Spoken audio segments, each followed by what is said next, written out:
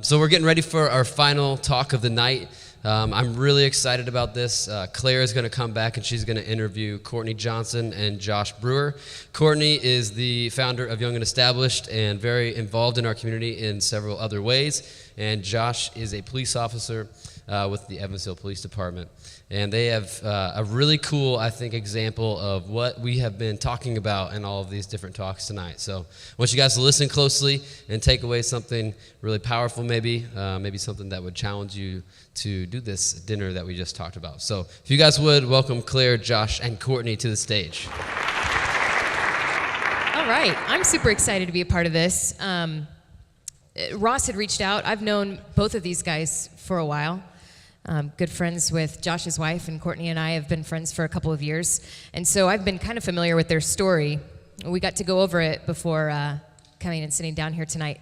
And it's, I think it's really inspiring. So basically, before we get started, they came together to form U19 Evansville. If you're not familiar, there's a Facebook page, and there's really a way to address the ongoing division that we were seeing in our city between specifically the black community and police officers. And so let's get right into first how you guys met, because you haven't always known each other. Maybe Josh, you can start.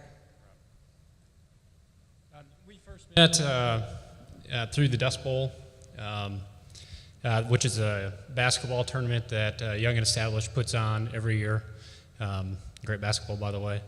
But as far as our relationship starting,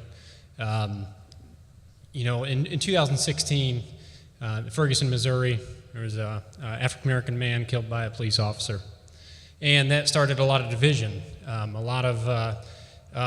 When we were out on the street, people saying stuff to me like, hands up, don't shoot. Going into African-American communities, and people didn't want us around. And then with that, I went to the Dust Bowl that year, and it was the same thing. It was, people would look down when they saw me, couldn't engage, couldn't have conversations with people. It was definitely getting tough. And then, so that was in 2016. No, I'm sorry, that was 2014. And then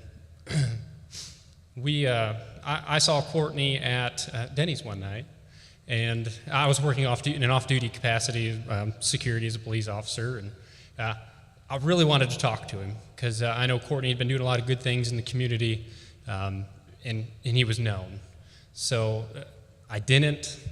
I guess my own insecurities made me not reach out. So, and then 2 years later, so this was a whole 2-year process, and then we had, in July of 2016, Philando Castile killed in Minnesota, Alton Sterling killed in Baton Rouge, and then immediately a day after that, 5 police officers killed in Dallas. And at that point, something had to give. We had to have a conversation, just national tensions and also local tensions. And I reached out to Courtney through a Facebook message, and we sat down and started talking. So let's get into that first meeting. You guys sat down at Walton's and kind of shared your different perspectives. Courtney, can you touch on that? Yeah, I know he touched on the Dust Bowl, and I know we don't have a lot of time, but the Dust Bowl was an event that we put on with our nonprofit, Young and Established, and it was basically what we wanted to do was bring the community together and the police department. This event that we put together ended because of violence in Evansville, so I thought it would be a great idea to bring this event back, but partner with the police to make sure it's safe and just for the community to engage with police officers. So we met after the Dust Bowl. He reached out and basically just told me that he wanted to talk. I didn't know what he wanted, and I said, sure. A lot of people want to meet and talk, so I was just thinking he wanted to talk to me about planning an event or putting something together. But when we met at Walton's, I noticed that he had a lot of questions. I could tell he really wanted to dive deep into what I was doing with Young and Established, and then also how we could work together to make our community a better place and figure out how we can get the police and the community to come together. So that's kind of what happened when we first met. Did you share the story with him, or some of those stories with him, to give him an idea of your perspective, maybe where you yourself are coming from, or maybe just the black community in general, experiences that you had? I mean, we had talked about one in particular that you shared that happened at the Fall Festival with police officers. Can you touch on that a little bit, things like that that you shared with Josh? We talked about a lot of things. I don't know how long we were there, but we just dove right in, and it was a great conversation. But the situation that happened at the Fall Festival was a situation that scarred me for a really long time, and it took a while to actually get over that. But there was an incident where a young man, I guess, was running around the Fall Fest with a gun, and I fit the description. And make a long story short, I was thrown to the ground, 3 or 4 police officers, and it was just a lot going on. And I had friends there. It was really embarrassing to me. There was a lot of people there. I didn't know what was going on. They didn't tell me what was going on. I was just thrown to the ground, put in handcuffs, and then taken to the back. And it was like, to me, I think I was 16. My mom's, I don't know, 16, 15 years old. And it was just really scary to me because I didn't know what was going on. This is the first time I've actually been in handcuffs, and I was just terrified. So they take me to the back, and I sat there for an hour, 2 hours. My friends, they tried to stay, see if they could give me a ride home or see what was going on. The police were yelling at him, telling them to leave. And eventually they called my parents. My dad came. They apologized to my dad. I didn't get an apology, but that was it. And then I went home, and my dad, on the way there, talked to me about just the whole thing that happened. I was angry. I was sad. I don't know how many emotions was running through me, but it was just a lot for me to deal with. And it could have went one way or another. My dad could have told me to just stay away from police officers and a lot of negative things, but he didn't. So I think that really had a lot to do with how I interacted with police later on in my life. And a lot of those stories, again, kind of touch on maybe some different examples of discrimination that you felt like you had experienced and that you shared with Josh.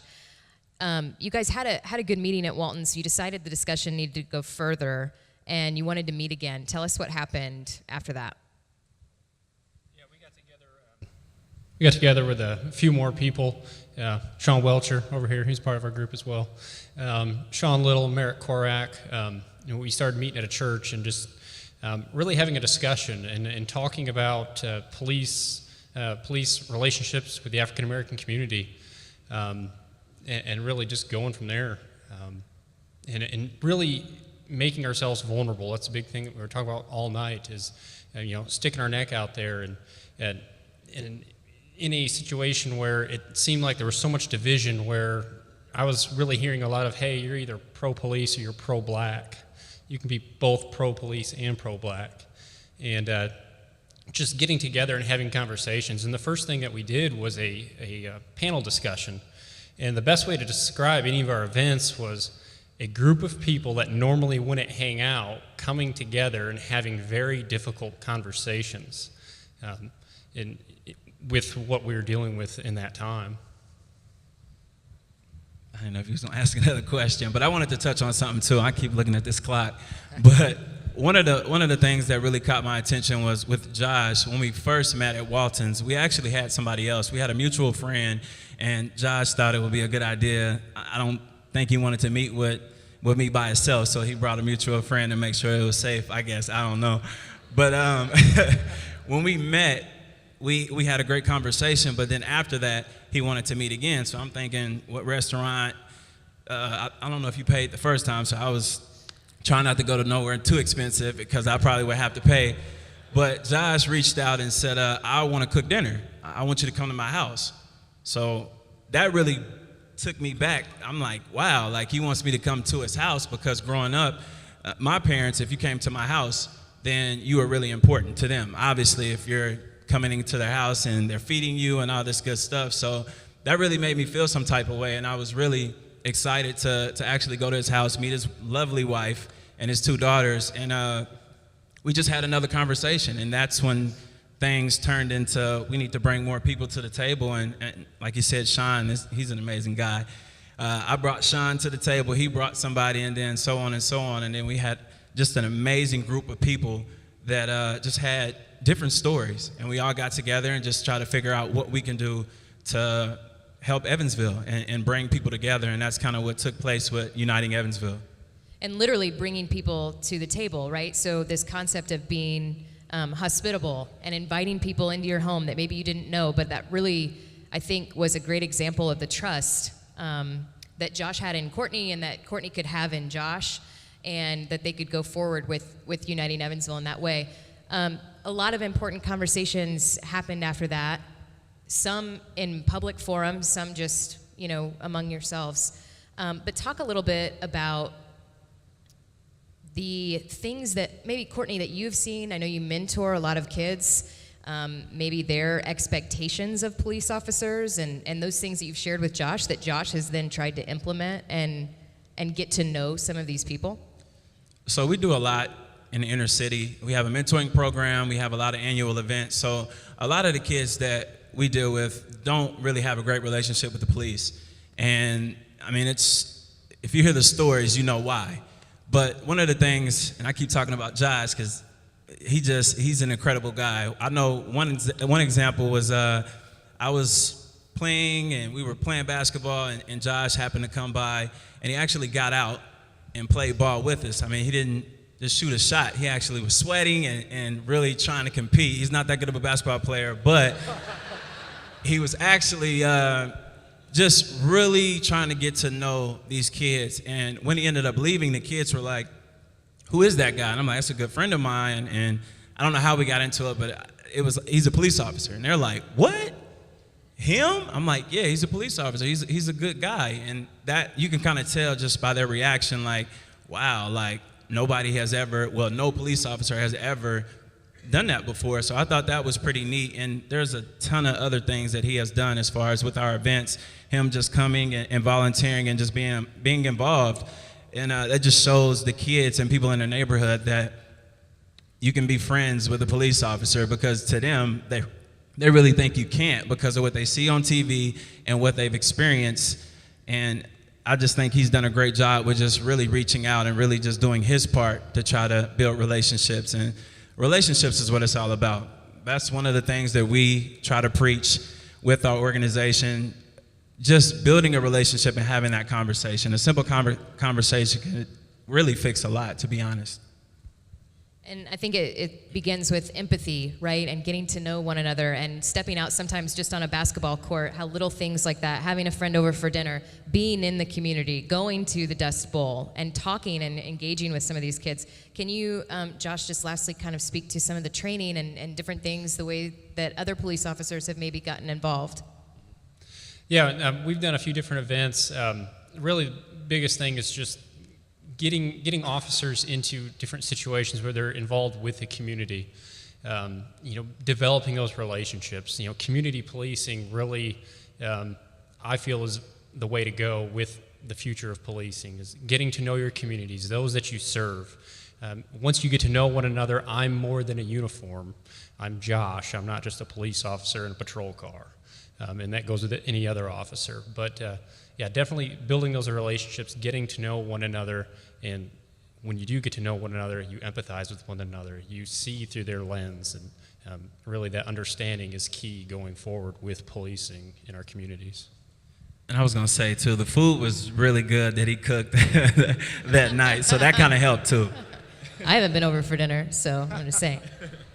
Well, I think you guys both, we could go on all night about the personal stories that they have, and I encourage you to make a connection with both of these guys, because I know that they would be more than happy to share their perspectives, and they are both extremely available. So thank you for sharing your story. We appreciate it. We now want to turn it to Left Film Productions. We had mentioned that before, and tonight we are actually going to show you Left Turn 2.